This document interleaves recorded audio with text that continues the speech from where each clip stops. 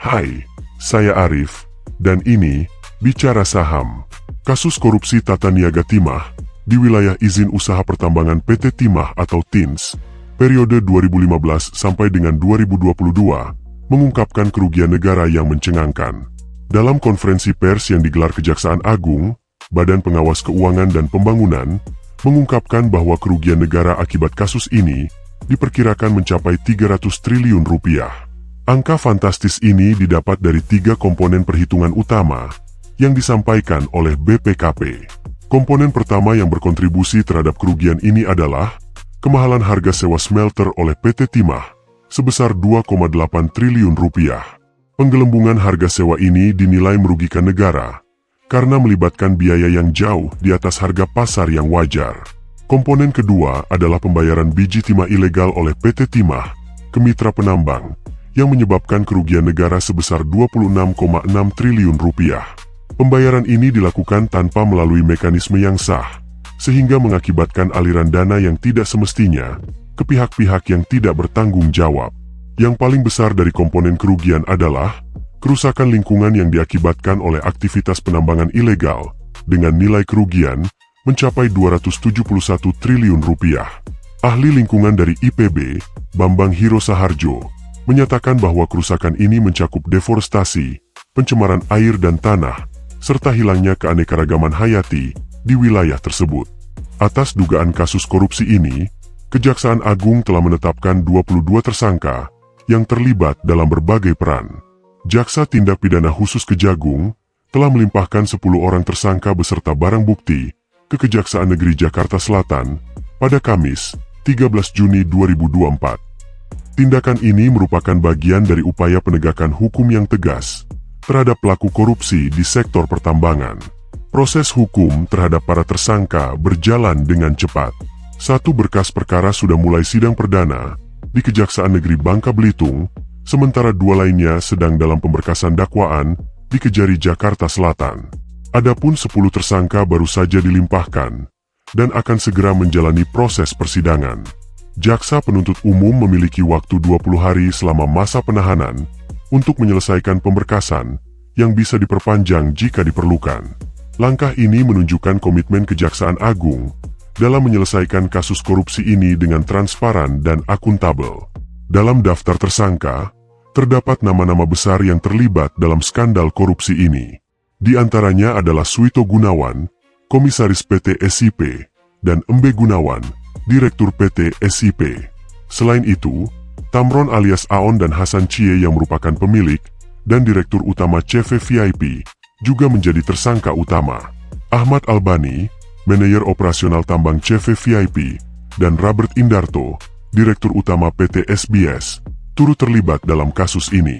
Mereka diduga kuat berperan dalam mengatur dan memanipulasi kegiatan penambangan serta aliran dana yang merugikan negara. Tidak ketinggalan, petinggi PT Timah seperti Mohtar Riza Pahlevi Tabrani, Direktur Utama PT Timah periode 2016 sampai dengan 2021, dan Emil Ermindra, Direktur Keuangan PT Timah periode 2017 sampai dengan 2018, juga ditetapkan sebagai tersangka. Keterlibatan mereka dalam kasus ini menunjukkan adanya praktik korupsi yang melibatkan pejabat tinggi perusahaan. Kasus ini juga menyeret beberapa nama dari sektor pemerintah, termasuk Suranto Wibowo, Kepala Dinas ESDM Bangka Belitung, periode 2015 sampai dengan 2019, dan Rusbani, Pelaksana Tugas Kepala Dinas ESDM Bangka Belitung, bulan Maret 2019. Bahkan, mantan Dirjen Minerba Kementerian ESDM periode 2015 sampai dengan 2022, Bambang Gatot Aryono, juga ditetapkan sebagai tersangka. Pemberitaan mengenai kasus ini telah menarik perhatian publik, terutama para investor dan pelaku pasar modal yang mengikuti perkembangan PT Timah. Mereka mengkhawatirkan dampak jangka panjang dari kasus ini terhadap kinerja perusahaan dan stabilitas saham TINS. Sebagai langkah mitigasi, PT Timah perlu melakukan audit menyeluruh terhadap kegiatan operasional dan keuangan mereka.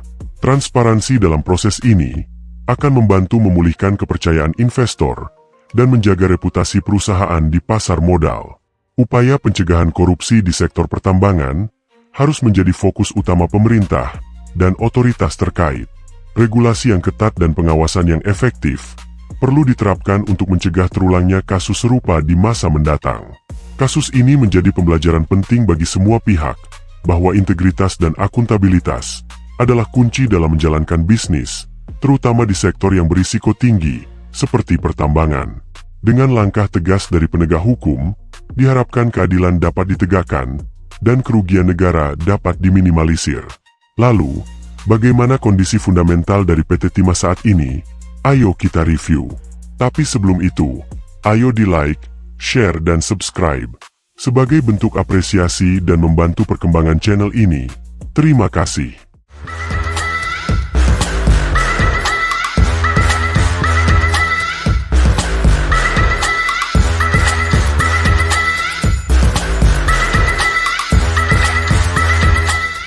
Di sisi lain, kinerja keuangan PT Timah pada kuartal pertama 2024 menunjukkan sejumlah dinamika yang menarik untuk dicermati, khususnya bagi para investor. Meski menghadapi tantangan, ada beberapa indikator yang menunjukkan peningkatan signifikan. Berikut adalah gambaran lengkap kinerja keuangan perusahaan ini selama 3 bulan pertama tahun 2024. Pada Maret 2024, aset PT Timah tercatat mengalami penurunan sebesar 30 miliar rupiah dari 12,85 triliun rupiah pada Desember 2023 menjadi 12,82 triliun rupiah. Meski begitu, perusahaan berhasil meningkatkan ekuitasnya dari 6,2 triliun rupiah menjadi 6,3 triliun rupiah dalam periode yang sama, menunjukkan adanya upaya perbaikan struktur modal. Liabilitas perusahaan berhasil ditekan dari 6,6 triliun rupiah pada Desember 2023 menjadi 6,4 triliun rupiah pada Maret 2024. Pengurangan liabilitas ini mengindikasikan manajemen yang lebih baik terhadap utang dan kewajiban perusahaan, yang pada akhirnya dapat memperkuat posisi keuangan PT Timah. Namun, tantangan besar datang dari sisi pendapatan yang mengalami penurunan sebesar 5,2% dari 2,1 triliun rupiah pada kuartal pertama 2023 menjadi 2 triliun rupiah pada periode yang sama tahun ini.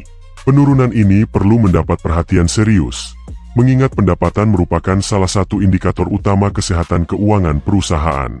Di tengah tantangan ekonomi yang berat, PT Timah berhasil mencatatkan peningkatan laba bruto yang signifikan. Dari data keuangan yang dirilis, tercatat bahwa laba bruto perusahaan mengalami kenaikan dari 263,3 miliar rupiah menjadi 295,3 miliar rupiah. Peningkatan ini merupakan hasil dari pengurangan beban pokok pendapatan yang cukup drastis, dari 1,9 triliun rupiah turun menjadi 1,7 triliun rupiah. Hal ini menandakan adanya efisiensi operasional yang berhasil dilakukan oleh manajemen perusahaan. Efisiensi tersebut tampaknya menjadi kunci utama dalam peningkatan kinerja keuangan perusahaan. Analisis lebih lanjut menunjukkan bahwa pengurangan beban pokok pendapatan ini berkontribusi langsung terhadap peningkatan laba bruto. Dengan pengelolaan sumber daya yang lebih efektif dan efisien, perusahaan tidak hanya berhasil memangkas biaya, tetapi juga meningkatkan margin keuntungan. Ini adalah sebuah pencapaian yang patut diapresiasi, terutama dalam situasi ekonomi yang tidak menentu, di mana banyak perusahaan lainnya justru mengalami penurunan kinerja. Beban umum dan administrasi juga menurun dari 220,3 miliar rupiah menjadi 202,6 miliar rupiah. Penurunan beban ini mencerminkan pengelolaan yang lebih efektif dalam pengeluaran operasional yang dapat membantu meningkatkan profitabilitas perusahaan dalam jangka panjang. Dari sisi perpajakan, beban pajak penghasilan berkurang drastis dari 32,9 miliar rupiah menjadi 19,2 miliar rupiah. Pengurangan beban pajak ini berkontribusi pada perbaikan margin keuntungan perusahaan, meskipun laba periode berjalan mengalami penurunan dari 50,2 miliar rupiah menjadi 29,5 miliar rupiah. Dalam laporan keuangan kuartal pertama tahun 2024, PT Timah mencatatkan return on assets sebesar 0,9%. Angka ini, meskipun tergolong rendah, menandakan adanya potensi pertumbuhan, mengingat perusahaan telah melakukan serangkaian strategi restrukturisasi dan efisiensi operasional.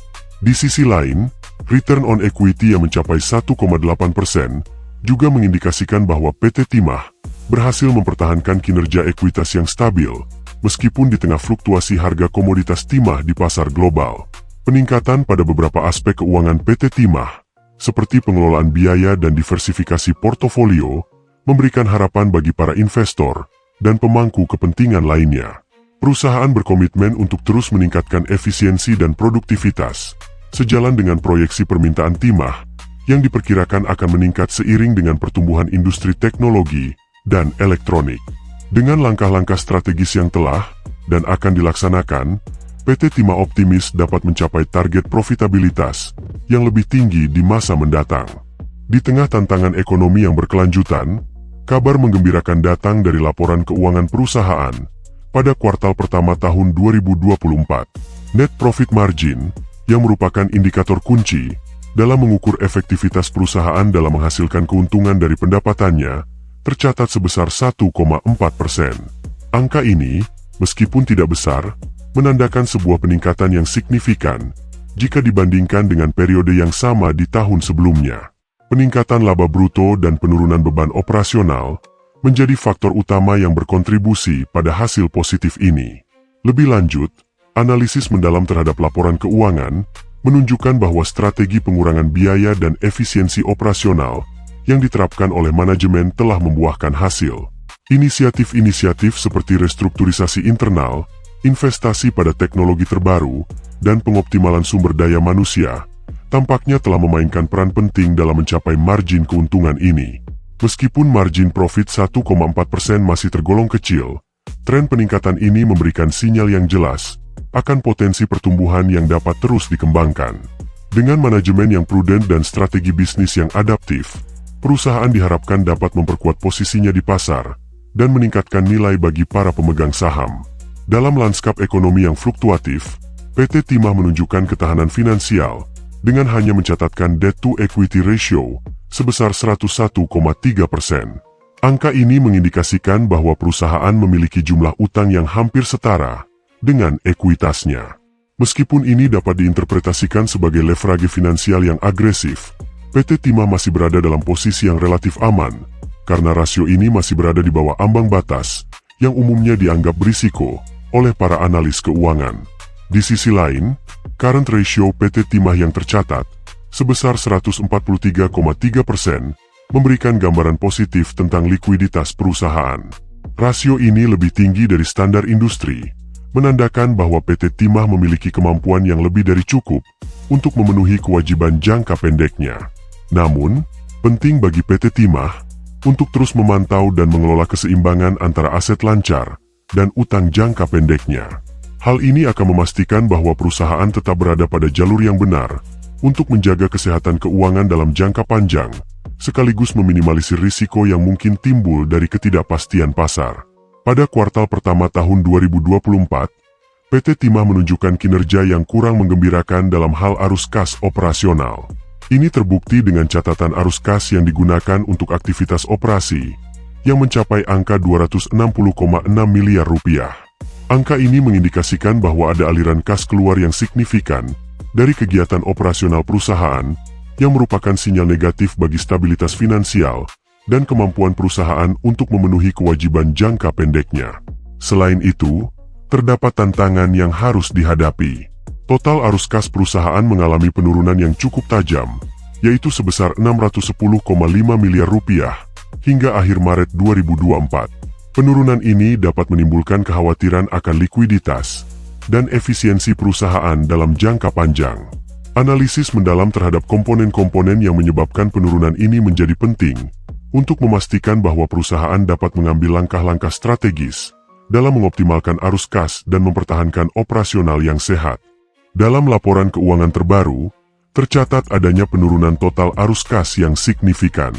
Penurunan ini dipengaruhi oleh dua faktor utama, yaitu penggunaan kas untuk aktivitas investasi yang mencapai 36,9 miliar rupiah dan aktivitas pendanaan yang menelan biaya hingga 312,9 miliar rupiah. Penggunaan kas dalam jumlah besar untuk investasi mencerminkan komitmen perusahaan dalam memperluas bisnis dan meningkatkan kapasitas produksi.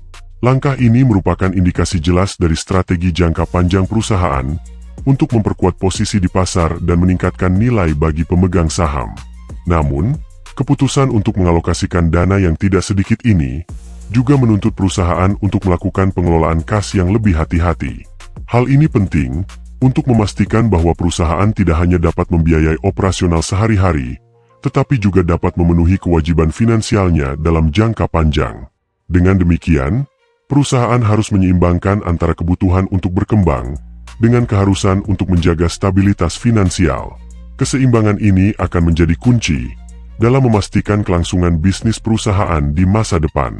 Secara keseluruhan, kinerja keuangan PT Timah pada kuartal pertama 2024 menunjukkan adanya tantangan yang harus diatasi, terutama dari sisi pendapatan dan laba bersih. Namun, berbagai indikator positif seperti peningkatan ekuitas, penurunan liabilitas, dan efisiensi operasional memberikan harapan bahwa perusahaan ini mampu mengatasi tantangan dan terus tumbuh di masa depan. Dengan strategi yang tepat, PT Timah memiliki potensi untuk memperbaiki kinerjanya dan memberikan nilai tambah yang lebih besar bagi para pemegang saham dan seluruh pemangku kepentingan. Kedepan, langkah-langkah inovatif dan pengelolaan yang lebih efektif akan menjadi kunci keberhasilan perusahaan ini di industri pertambangan timah. Akhirnya, bagaimana pendapat sobat investor mengenai PT Timah? Tulis di kolom komentar. Tetaplah bijaksana, dan kita bertemu kembali dalam analisa Artificial Intelligence selanjutnya. Saya Arif, Artificial Intelligence Financial, dan ini Bicara Saham.